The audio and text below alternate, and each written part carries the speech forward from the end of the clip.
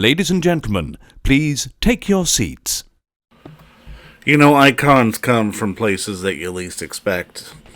And if you can hear the sound of my voice, you must be in the seats with, once again, as always, my name is Dave Voigt. I am your host for this venerable podcast where we talk to a wide, sweeping variety of industry professionals, not only to pick their brain about current projects, but state of the industry, the art form in general, and so very much more.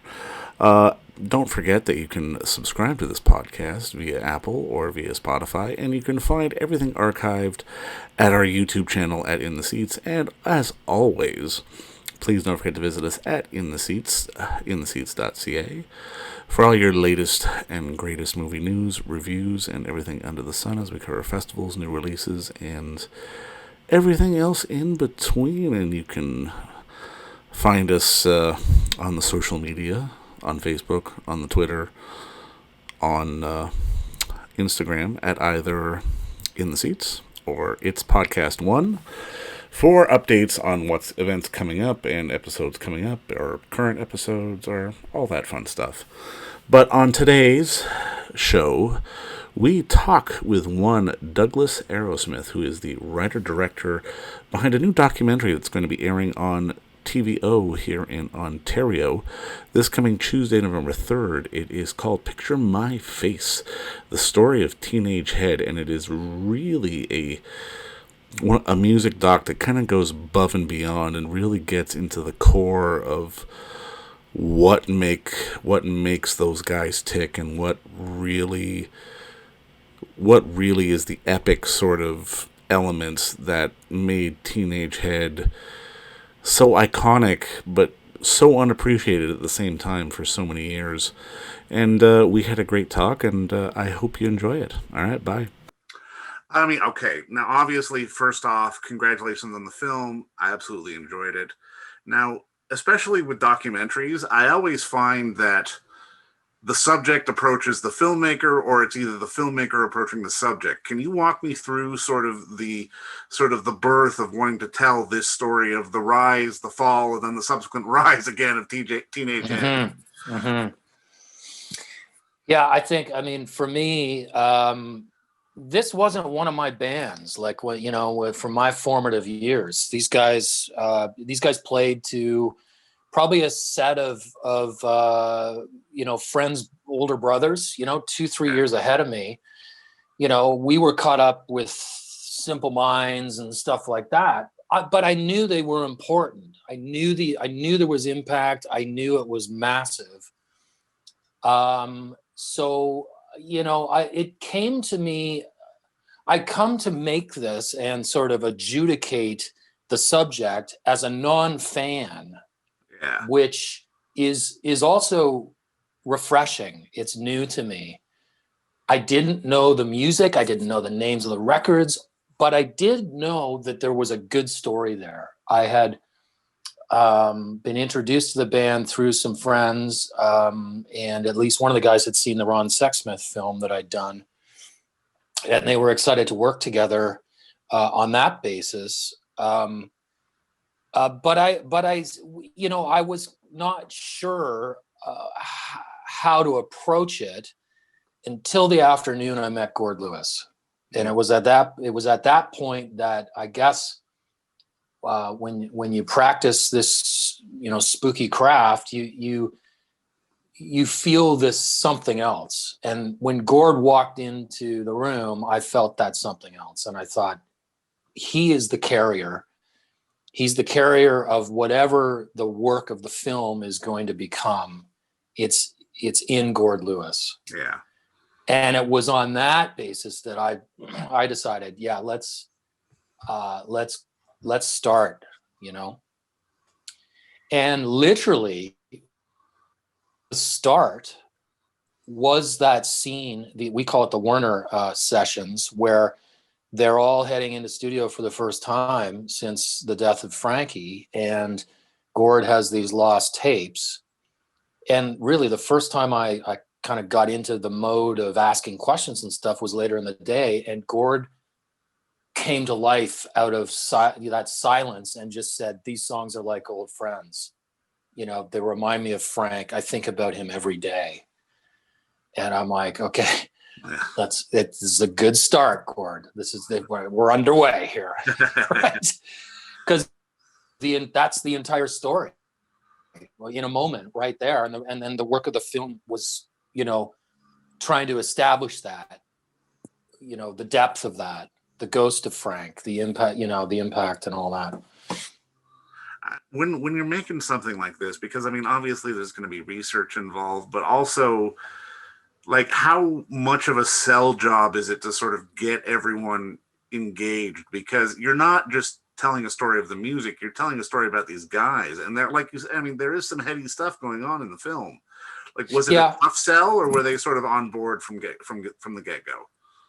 They wanted to do a film. Gord was the last to sign on, and that's Gord Lewis. I mean, there's a moment, it's not in the film, where Steve he finds an old contract, like literally the first time the band had, you know, was contracted by a promoter and all that, but Gord never signed the contract. You know, and Steve was like, "Hey, what does that tell you?"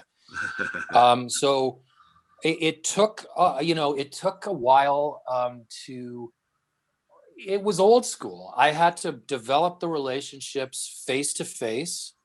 I had to go out to Hamilton. I had to do the work of establishing, you know, how we would proceed and what was required. And you know, Gord is the kind of character, you know, being the focus and sort of being the guy that carries whatever that depth story is. He's going to take the most amount of work. Yeah. And I'm glad I did that. I just saw him last Tuesday. You know, it's not easy to sort of always get time with him. You know, he's caught up in stuff in his own life and stuff, you know, but that's kind of how that went. So, you know, I had to convince Gord that what he was going through was meaningful and important because of what triggered it in his life and how that would resonate with not just the fan base who are so loyal, but just the average viewer. Yeah.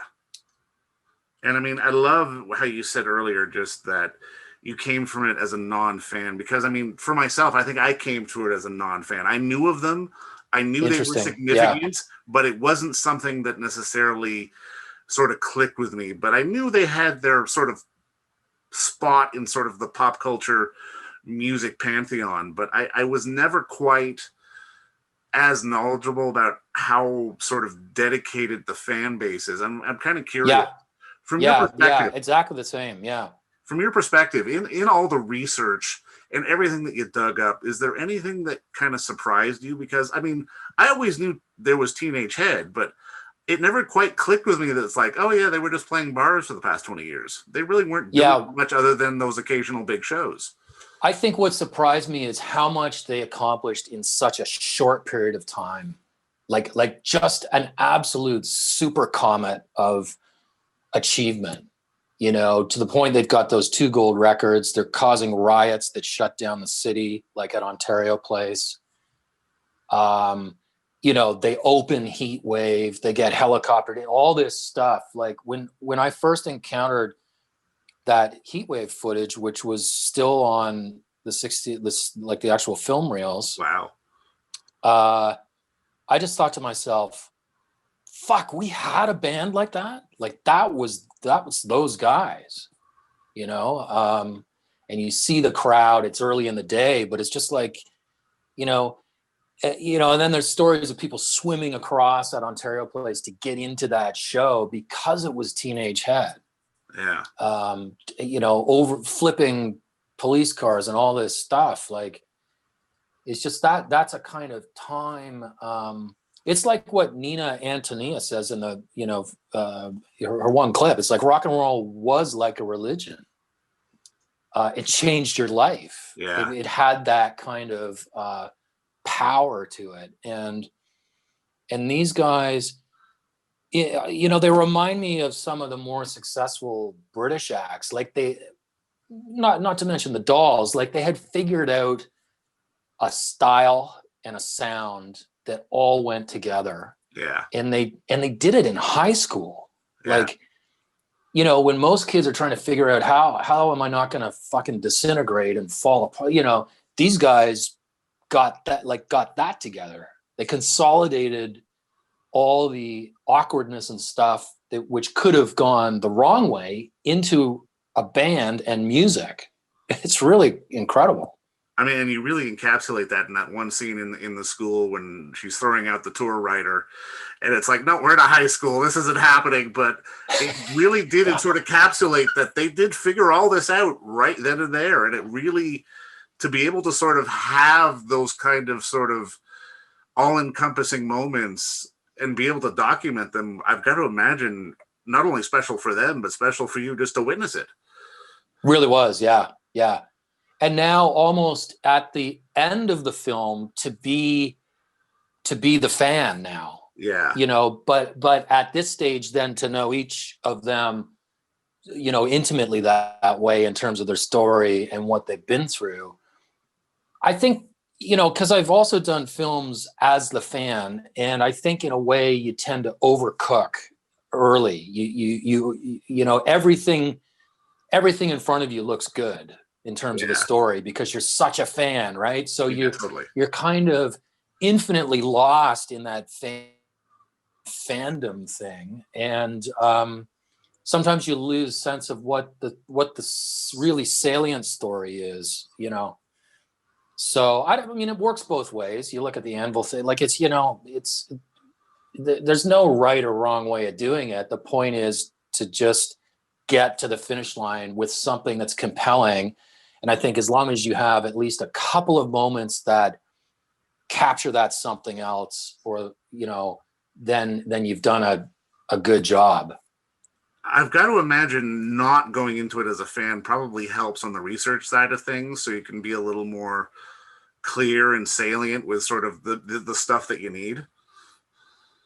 I think so. Yeah, I think so.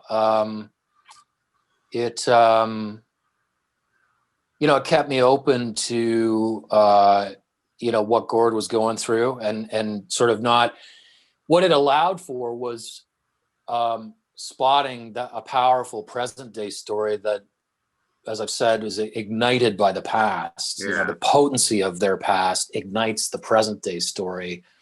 And in a way, they came with all the kind of raw ingredients you'd want as a filmmaker doing music doc, because it didn't have to just collapse into a kind of historical biopic format, you know, that we see so often. So, I mean, you know, every documentary has its quirks and its deficits, you know, and things you wish you had more of, or, you know, but in a way the table was pretty fully set with everything, including archive, right? Like you know, finding that Jean Picard from the Kings actually had those reels, you know, that had never been transferred. Yeah. And he was willing. I mean, that was another kind of old school thing. That took time. I had to, you know, do, you know, get to know John, and we had to talk about it, because, you know, and really kind of develop that, you know, before I think he was comfortable making this the first time, you know, the only time. And the same goes for Ross McLaren, you know, getting access to a 4K transfer of the Crash and Burn, you know, the earliest kind of moving footage of them in '77. I mean, that's just incredible to see the chemistry, like, and Frankie performing that way. Is that part of the art of documentary filmmaking that people don't necessarily understand, sort of that relationship building? Because you can't force that kind of footage out of people. You just have to sort of engender a certain level of trust so you can sort of get access to it to begin with. I think that's it. I think that's a really good way of putting it. And, you know, it's funny if you switch from this and you try and do scripted stuff, and it's just like, that's it. Like, it's so fucking easy. It feels easy because I spend most of my time trying to get, you know, kind of ordinary people, so to speak, to perform as though they were actors, fulfilling a story that I'm carrying around in my head that they may not necessarily see. You know, and trying to sort of fit those pieces in, and then it sort of becomes this, you know, huge puzzle. You know, trying to sort of make that story work. You know, it's like the Norman Mailer thing. You know, he's that thing on writing. Yeah, that's the spooky craft. There's this. I said it earlier. There's something always out of hand to it, and the best you can do is kind of remain open and kind of organize it in such a way that if luck does present itself, you can capitalize on it and be there. But there's always stuff you miss, right? Like there's and that, because that's just stuff you got to live with. No, for sure. And I mean, something that really caught me off guard in the film, and I won't spoil it for people, but there is a moment in the film where you're drawing parallels with Teenage Head against another very sort of iconic Canadian rock and roll band. And it was such a holy shit moment for me just to go, oh, wow, he's right. And like, when did you discover sort of a lot of the parallels? And I mean, I don't want to say parallels, but maybe just how, like, some of the similarities from Teenage Head to that band, and just sort of how a lot of these Canadian bands, these band stories that we'll hear, will come out of these small towns, these like 3-block radius of neighborhoods where people will all know each other and then all of a sudden become a band. Yeah, I think part of the realization was, like we were talking about earlier, that what these guys were able to kind of crystallize in high school. It's a high school story, which is why, you know, them going back to Westdale, you know, initially looked like that could be the ending. Yeah. You know, but there's a lot of other Canadian bands who have the same experience. I think Bare Naked Ladies, The Hip, to name, you just named two there, but it's like, they're not creating, they're creating something before the business of creating. Right. And so it's something extremely different to how sort of some acts come together. I imagine, you know, it's you know, and that's what comes out in that segment of the film. I think it's just like, yeah, that's you know, it's strong. So I mean, I don't think it's a spoiler to talk about necessarily the specifics of that, you know, the Hip had done some covers of Teenage Head, and Gord Downie had been, you know, fairly obsessed with Frankie and sort of how he moved on stage. And, you know, some of that definitely comes from Frankie Venom, when you see Gord's movement and etc. So, and plus just having to deal with the tragedy as well, because they've been a unit for so long that when a piece gets taken away, it's difficult to cope with that. It's difficult to move forward. They don't necessarily have the skills to know how to do that, or even to want to know how to do that. Completely lost. And that was the vibe. I think that is probably the first in-depth interview Rob had done. And, you know, we did it at their, in the sacred space, you know, out there near Kingston, and you could feel it. I mean, everything was just, it kind of still life, stopped in time. And, yeah, he brought that, he brought the weight of that for sure. No, and it really brings the power of the music that can come out of these moments as well. And I think, which is why so many people connect to it as well. It's one of those things that we don't, at least initially appreciate because we love the songs, but the power of just these guys coming together to make the music is deserving of its own appreciation, even outside of the songs. Yeah, well, that's it. And that's one of Rob's lines, right? It never was about musicianship, you know, I mean, like it was about camaraderie, friendship, spending time, like that's, it's so, you know, it gives you goosebumps when you hear it, like totally. And I think if that is what kind of is resounding in the film, it's ultimately, it's funny, Steve Kane of Warner Music finally saw it and he said, you know, ultimately this film is about friendship. You know, it's a testimony.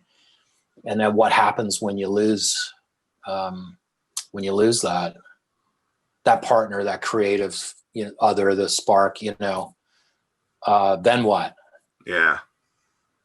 It's about friends. It's about people. And I mean, I guess my next question for you is, and this is something I'm always curious about, as a filmmaker, as a storyteller, as a documentarian, however you want to label yourself, was there a moment sort of in your life when you were younger, or like a movie that sort of made sort of the light come on in your head and go, okay, this is what I want to do. I want to be able to tell stories. I want to do it in this way.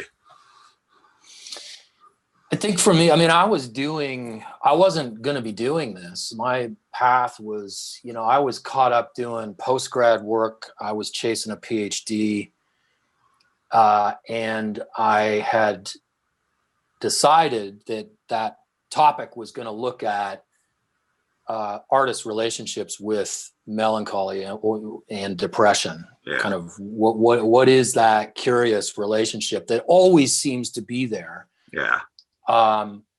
In some, right? And that's, and it's the ability to be both in the world and outside of the world at the same time, simultaneous. And I think that's kind of the vibe I got off Gordy when we first met. It's like, right. Wow, he's both here and not here at the same time. That's interesting.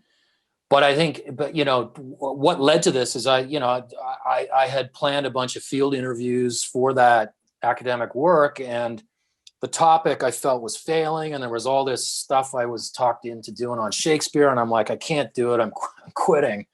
And my supervisor said, you're going to go and do a bunch of interviews. I'm like, what are you talking about? And he said, go down to Stratford, interview the artistic director down there, Richard Manette at the time, like, do these interviews.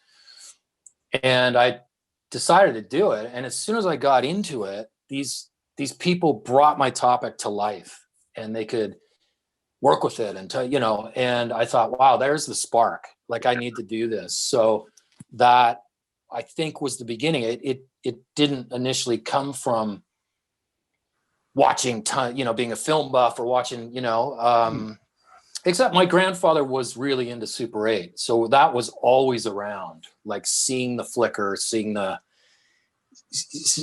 sort of moments captured. So that was kind of a thing that would happen after Thanksgiving dinner or Christmas dinner. He'd put that stuff on.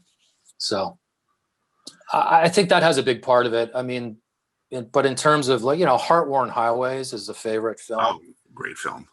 All that stuff. I came to filmmaking, later in life, and then did a film with Tin Duffy, like the Stephen Duffy, the original singer of Duran Duran. But he kind of he was disgusted initially that I didn't have all this background, because they were all from Birmingham Polytechnic and film school. And so he put me through this crash course in the stuff I needed to see and know about it. And, that was amazing to go through. And a lot of those films, and kind of the British tradition and stuff. And Kenneth Russell, even like Through the Looking Glass, like, just amazing. We just sit there and drink gin and watch this stuff. It's great. You've done a few rock docs now, and I'm kind of curious, how do you think you've managed to push against sort of the cookie cutter convention of telling the story and going chronologically and this, that, and the other? You know what I mean? Like, because this film, the Ron Sexsmith film, they've got elements of that, but it's not trying to do that. It's trying to do something different and give us more of a story about the person and the people as opposed to the band. Do you think that's where sort of your style really comes in? I hope so. I mean, it has to be. I think it doesn't necessarily make the subjects immediately comfortable. Yeah. But it's always true when they see it. You know, I know it's, you know, as well as the Sexsmith film did. I know Ron never loved the film, but that's also a commentary about Ron never really loving himself in a way, which is part of his story. But he always said he thought I had done a good film, nonetheless, right? Yeah. And I think that is about capturing a bit of what the vulnerability is and the paradoxes. We've all got them, you know. Yeah. So what are they? The self kind of conflicts that are necessary to be artists of that caliber. And then I think if I can somehow get that to become a feeling in an atmosphere in the film, then that's somewhere in there is maybe a signature thing that is starting for me. You know, I don't know. It's you don't like to talk about it very much because you don't necessarily want to put a finger right on it, or no. But I love that you say the truth, because I mean, especially from a music standpoint, that's why so many people, so like we have in our various stages of our lives, like been drawn into rock and roll in its various stages, because there's a truth there that gets spoken that people want to connect to. And I think this film really sort of adds to the next layer of that. And I just want to say thank you again for the time, man. That's it for me. Yeah, no problem. I mean, I was just thinking one thing. I don't know if you edit it. Do you edit this? No, yeah, no. Keep talking. Go ahead. I mean, one thing I say to artists when we're at the beginning is that I never want to undo what that central mystery is about them. That's not the work of anything we'll do in the film. What we'll do is we'll deepen it. So we'll deepen what that central mystery is, maybe by getting closer to the truth. But it's not about untying it or demystifying. You know what I mean? So then they become more interesting to their known fans, and also interesting to a larger audience, people who don't know them. Well, and it makes it tangible so you can get to that next level of sort of understanding of not just the music, but the guys behind the music. Exactly. Yeah. Well, you know exactly what? That. Yeah. Brother, that's a good note to end on. Thank you for the time. Really good, man. Yeah, I enjoyed the chat. Thanks. All right, Great questions. Really, really fucking good. Love it. Excellent. Cheers, man. Glad we did it. Thanks. Yeah, for sure. Bye for now. Bye for now.